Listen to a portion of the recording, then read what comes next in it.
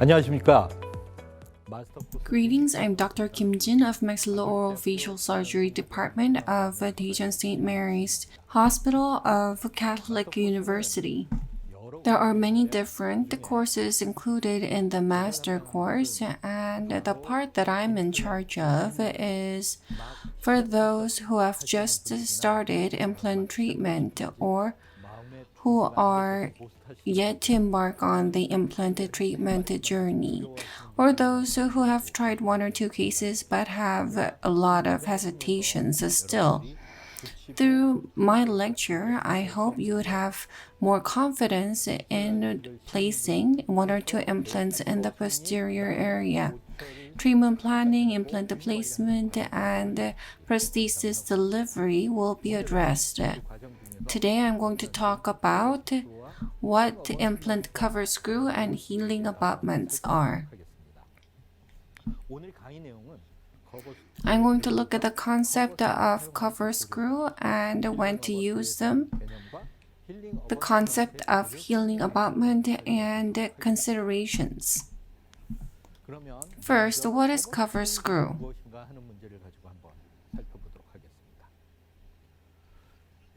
Implant treatment has become very common these days. In Korea, we place most number of implants across the world. If you look at the statistics, about 75% of private practitioners have placed implants, and they have the potential to do it. With the increase of implant treatment, the number of insured implant patients have increased, and we place implants in really elderly patients at times. So we need to look at the form of implant first. As the form of implant evolved, as you can see, the design is as shown. It is a screw type. Second, the implant is made of two pieces, screw form, and the lid is connected. It's two-piece. Third, regarding the surface, it does not really show here, but there are different implant surfaces available these days. The path forward is three different factors. It's going to be screw type with rough surface so that it can adhere to bone very well, and it's going to have a lid. Today it's about cover screw and healing abutment, so I'm going to address how implant surface and the roughness is going to evolve at a later date. This will be another topic I'd like to dive into at a future date. Today I'm going to talk about the two-piece abutment. Yes, there is one-piece implant. Osstem implant is excellent in that it has different lineups. The form and contour are different. In the basic course, we're going to address the ultimate basics, and I'm going to talk about two-piece implants with lid. There's one-piece implant. The entire thing is in one piece. What difference is there? The two-piece, it goes into the bone. Let me share with you a case that has been done at Seoul National University Hospital in Bundang. After implant placement, it's covered with something. What's the biggest problem here? I've mentioned that two-piece implants have become more common these days. In the future, more two-piece abutments will become available. Without the lid, then the implant will go within the bone, and with time, if there's no lid, then there will be bone ingrowth. This is going to be the downside. Cover screw.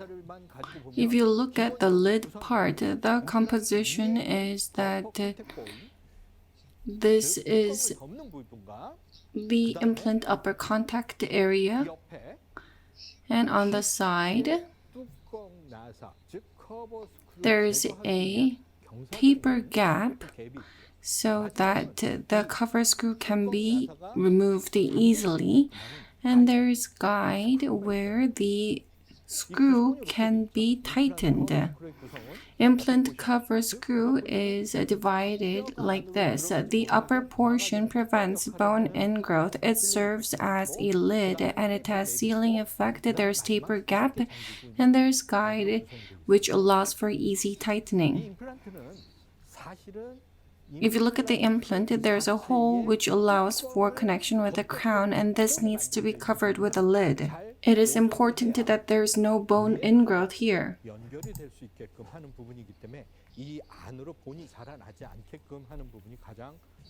This is very important, and this is the area where the lid is applied. In the past, placing implant was very easy. There was just one implant cover screw. The biggest problem with it is that with time, with bone overgrowth, in order to remove it, additional work was necessary, and in the process, the implant surface was damaged. In the end, bone ingrowth was prevented, but as it was removed, additional damage was applied, and at times there were issues with connection with the crown. Appropriate fixation was not possible. In Osstem, there are 3 different implant cover screws that you can choose in line with the bone thickness. There's difference in height in anticipation of bone growth or in consideration of implant being submerged within the bone. Please remember this. What you need to remember with the implant cover screw or the lid is that depending on implant platform, you can use different types of implant cover screw. Platform and how much goes on top of the implant. There are 3 different types depending on how much height there exists on top of the bone level implant. I want to explain the most important part. Where should the implant go? It should be placed within bony housing. I was quite surprised with a certain case. This was an emergent case referred from University Hospital. The implant was said to be placed well and the person was just starting. There was no X-ray and panorama image at the time. When I tried to connect the implant cover screw, there was no implant within the bone. We need to place the implant within bony housing, but at the time, this person couldn't. Implant is placed within bone, and with time, on top of cover screw, bone can grow, and because of this issue, different cover screws have become available. When we use implant cover screw, we need to choose the cover screw that fits the implant. For mini implant, you need to use mini cover screw, and for regular size implant, you need to use a regular size cover screw. Don't get confused when you place implant. If you open the lid of the case where implant is stored, there's appropriate cover screw included within, and it has different color. Therefore, if you place multiple implants, you can avoid confusion. We're talking about placing 1 to 2 implants in the posterior area, and you need to use appropriate mini cover screw, regular cover screw. If you connect the regular size cover screw on top of a mini implant, then connection will not occur appropriately because the size is wrong. Conversely, if you use a mini cover screw on regular platform, it will be completely submerged. If this occurs, fixation will not be good, and There will be bone growth on both sides, and the cover screw will not serve its purpose. Conversely, in this case, because connection does not occur nicely, the patient will call and make complaints. The patient will complain that although implant has been placed just the day before, something fell off. If you get such call, it can be quite confounding. In most cases, this is because cover screw has not been fixed properly. Then you need to think that perhaps I've used cover screw that is the wrong size. You need to use implant cover screw that is fitting with bone height. Today, I'm going to look at the TS implant and cover screw that fits it. For 3.0 mini implant, the cover screw is shown in blue, and for 3.0 mini, there is different purple cover screw. The different heights are as shown 0.4, 1.4, and 2.0. In the case of 2.0, when it is submerged, you can use this kind of cover screw. On the other hand, in the case of regular cover screw, it can be used for implants ranging from 4.0 to 7.0.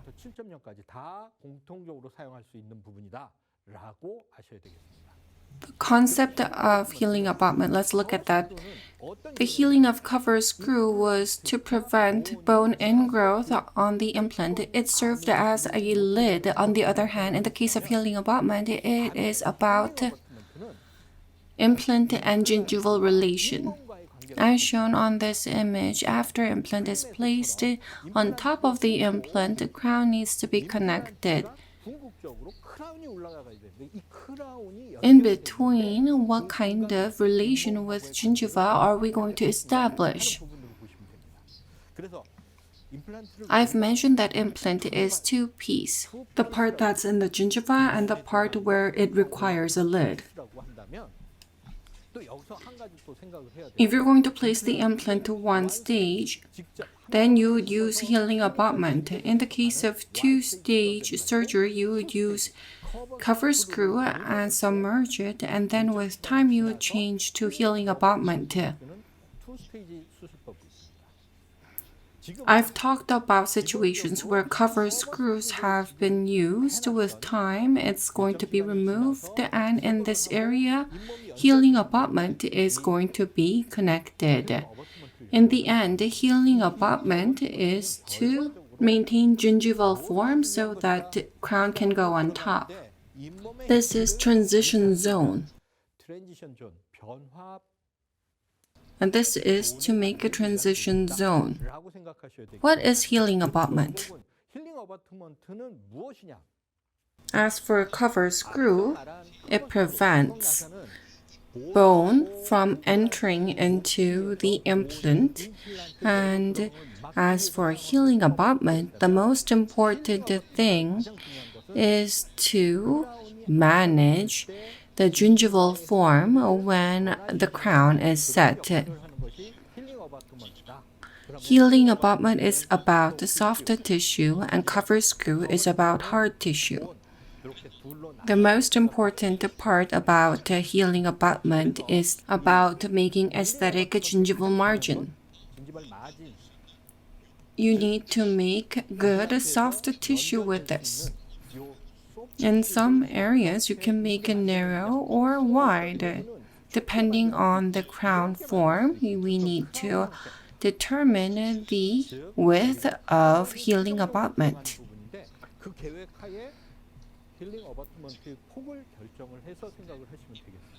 If you look at healing abutment of TS implant from Osstem implant, you can see that diameter, height, platform, whether or not it is regular, these information are all marked. In the case of TS implant, you can see the diameter, height, and platform. As for cover screw, there are only 3 different types. However, in the case of healing abutment, there are more options. It depends on gingival width and the form. That's why. If you look at the basic healing abutment as shown, these options can be used for TS Mini. Do you remember what I've said earlier? Your choice of healing abutment will vary depending on gingival width and thickness, as well as the condition. In regards to cover screw, I've talked about two different platforms. Healing abutment as well as cover screw can vary depending on the platform that is used. In regular platform, you can use these different options. Healing abutment can be used for mini, regular, and wide platforms, and regarding cover screw, it was relation with the bone, and for healing abutment, it is related to soft tissue. In order to get a good emergence profile, you need to consider gingival depths and the implant placement depths and relation with the antagonist. It's the same with cover screw. You use mini for mini and regular for regular platform. This is the same. If you use a regular healing abutment for mini platform, then it's not gonna fit, and the vice versa is true. You need to follow the size, and what is most important is that how you manage the soft tissue and transition zone determines how aesthetic your crown is going to be. In the case of diameter 5 healing abutment, you need to use a 5.0 abutment in order to get good soft tissue. If you use a large abutment in narrow ridge, the patient is going to experience pain. At times after implant placement and healing abutment connection, the patient calls and talks about how something's fallen off or that there's pain. If you use the wrong size for the wrong platform, then there can be pain for the patient. You need to choose the appropriate size. For 7.0, you can use 7.0. If this goes in, then if the crown goes in, there can be food impaction. If you need to use 4.5, you need to use 4.5. You need to choose the size accordingly. In healing abutment 5.0, impression coping should be 5.0 and abutment should be 5.0. This is the most simple. This is as simple as it gets. You need to make sure that you mark what kind of healing abutment is used in your chart, and you need to use accordingly when you take impression. Of course, the data is already there in the healing abutment, but you need to make sure.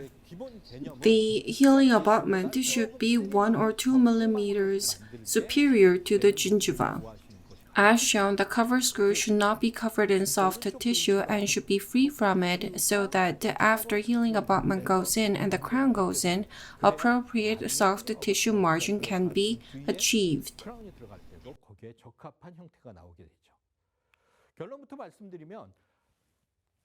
To give you a conclusion, you need to use the right size in order to get the ideal aesthetic result. If there's bone overgrowth, then you need to use a bone profiler to remove that excessive bone.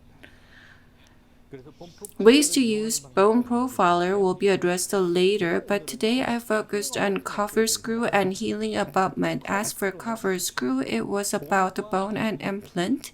Healing abutment, it's about the relationship between implant and soft tissue. This is an interim process before we move on to crown setting.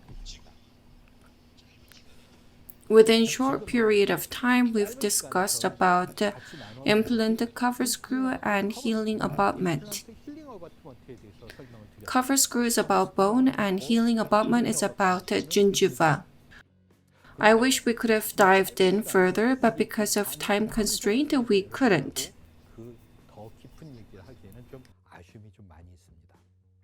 Through Osstem's Master Basic course, you'll be able to do hands-on yourself and you'll be able to connect the different healing abutment and cover screws and you'll be able to get a better sense of how to use them. I look forward to seeing you in offline master course. Thank you for watching.